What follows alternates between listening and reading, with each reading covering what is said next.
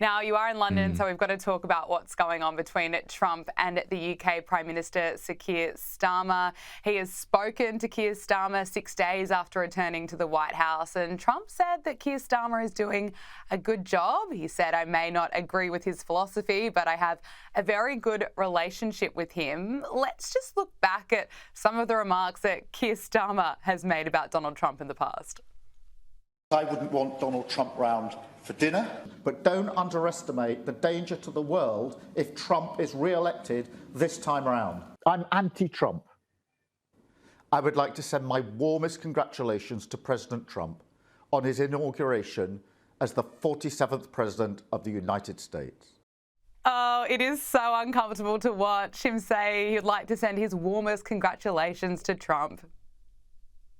Yeah, the robot malfunctioned, didn't he? Like, he's awkward and uncomfortable to watch at the best of times, but particularly in that instance, I actually don't think that will be the issue. You know, if Trump held a grudge against everyone who says nasty things about him in the past, he wouldn't be able to do a deal with almost anyone. But I think the bigger issue is that Trump just won't respect this bloke, because the one thing we know about Trump is that he responds to strength, and he would see Starmer as being weak. And the fact of the matter is Starmer is weak. In fact, he is the antithesis of everything that Trump is. He believes in this, rules-based international order at the expense of putting his own country first. He believes soft on borders. He's soft on illegal immigrants. He buys into the net zero hoax at the expense of his own economy. These are all things that Trump would look at and go, you know what? This guy isn't a real leader. I don't respect him. But I will say, Gabriella, one more thing. In addition to having a hopeless leader, this hopeless leader doesn't actually have a particularly good product to sell Trump at the moment. The UK economy is in the toilet. The growth numbers are non-existent. And Trump would be looking at the UK and going, there's actually a lot of other parts of the world that I can do business with. I actually don't see a real need to engage on this sort of level. And they're certainly not the same military partner as they were in times gone by. So rubbish leader with a poor product to sell, it spells a pretty dangerous time for the United Kingdom with their relationship with the US. It does. And if you look at the polls, people are just so unhappy with Keir Starmer. It seemed that Nigel Farage's Reform UK party really had the momentum behind it. Is that still the case? Yeah, it is. So, look, the unfortunate thing is, compared to Australia with 3-year terms, the UK has 5-year terms. So that's great if you've got a good government, but geez, it's a long time if you've got a rubbish government, which is currently the case here. But let's not underestimate how monumental this would be. The Conservative Party in the UK have been the most successful political party anywhere in the Western world over the last 200 years. They're currently now behind Reform in the polls.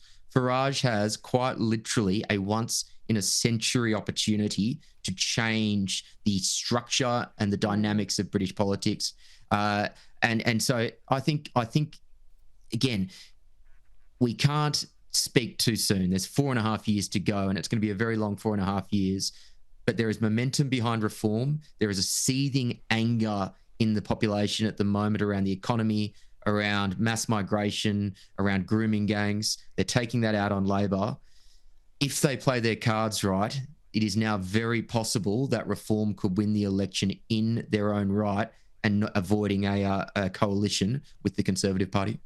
Yeah, it'll be really interesting to watch what happens the next couple of years. Look, what is clear, as we mentioned, that world leaders are scared of Trump. They at least respect him because he's a strong leader. We're already seeing deals being done now that he's back in power. Just look at what's happening in the Middle East. And Donald Trump recently slammed Colombia's president on Truth Social after he initially refused to accept US military planes carrying deported migrants. Now, Trump posted a photo of himself wearing a fedora next to a sign with 4 letters, FAFO.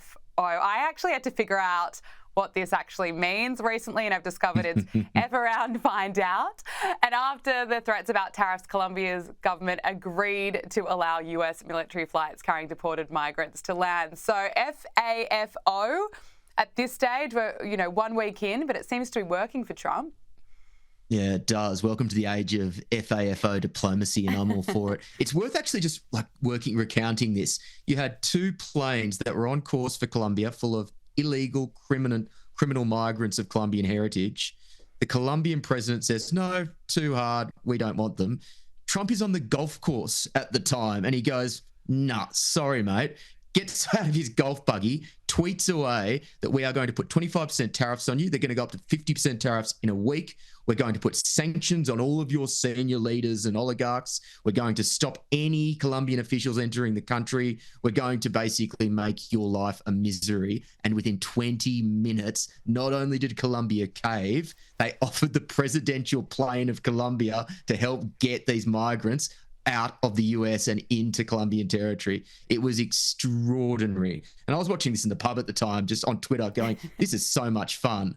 And what does it tell you? It tells you that, number one, that this is a very different Trump administration to the first time around. I would wager that that tweet that Trump sent was drafted long before the election. They are much more prepared. They're much more strategic. They're much more focused. And you've seen that with the executive orders that have gone out. And you've seen that with that response in that moment there.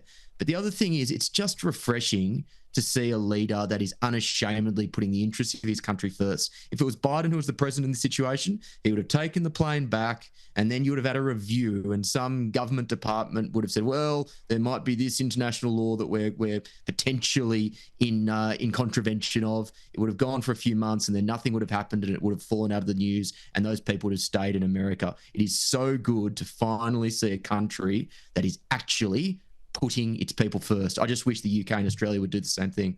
Yeah, well, hopefully it does, because we are seeing the Trump effect right around the world. It'll be interesting. We'll be watching the election in Australia very closely. It's interesting watching Trump, the way he works. As you say, he's probably been drafting these tweets well before he actually came into power. And so we're seeing action being taken extraordinarily quickly. And what do the majority of Americans think of Trump? Well, he's essentially more popular than ever. A Reuters Ipsos poll this week found that more Americans approve of Trump's presidency now than when he took office in 2017. And his approval ratings are not only higher than in 2017, but they're also higher than throughout his entire first term. His approval rating is up 9 points from January 2017. What do you put this down to? Yeah, I saw that poll as well. And then I went and did a bit of digging. And this is astonishing. He is the only president in American history to have a higher approval rating in the first month of his second term than the first month of his first term. Literally the only one in American history. And it raises a very interesting question as to whether Trump has changed or whether the American public have changed. Now, look, I think it is probably a bit of both. I think Trump is certainly more focused. I think he knows that he only really has 2 years to get what he wants to get done. I think there's a sense of urgency that just wasn't there when he was in there in government in the first time. But I think, to your point, the vibe shift is real. The American people have changed. Increasingly, the people of Australia and the UK and the Anglosphere are changing as well. I think the worst of wokeism is behind us. And I think increasingly, particularly when you have really difficult economic times, as we've seen in the US, as we're seeing in the UK, as we've seen in Australia, people prioritise outcomes over virtue signalling, and they're very happy that they've now got a leader that is doing the same thing. 100%. And after 4 years of Joe Biden and Kamala Harris, no wonder people are so happy to have Donald Trump back. But finally, I want to get your thoughts on the controversial DOGE, the Government Department of Efficiency, that it has provided an update. In the first 80 hours, approximately $420 million of current and impending contracts have been cancelled. 2 leases have been cancelled. And of course, the focus is mainly on DEI contracts. We're also seeing this under Donald Trump, that it appears DEI is basically dead. Yeah, and good riddance to bad rubbish. I don't think you can underestimate how extraordinary the last week has been in American politics. One by one, all of the tenets of the woke orthodoxy that's been foisted on us by the elites for decades now have just been blown up by Trump with the strokes of a pen. DEI is one, but you've also had the climate alarmism, you've had open borders, you've had every single one of these particular illiberal progressive doctrines have just been pushed aside. Now, on the DEI stuff particularly, for DOGE, this is low-hanging fruit. You can strip that out of every government department. Obviously, the trains will still work, The army will still function. This is easy. It will be harder, though, when they start moving beyond this low-hanging fruit to find serious savings. The one thing which wasn't talked about really at all in the election campaign is debt and deficit, because both candidates said too hard. The US is now spending more on interest on their national debt than they spend on defence.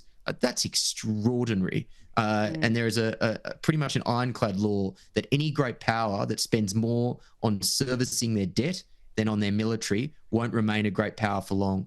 So DOGE is a great start, but they're going to need to look at more serious spending cuts over the next 5 years, or else the US is going to be in serious problems. And I'm actually not sure at this stage whether Trump has the appetite for those spending cuts of that particular magnitude. Okay, Will Kingston, thank you so much for joining us on Power Hour. Great to speak with you. Thanks, Gabriella.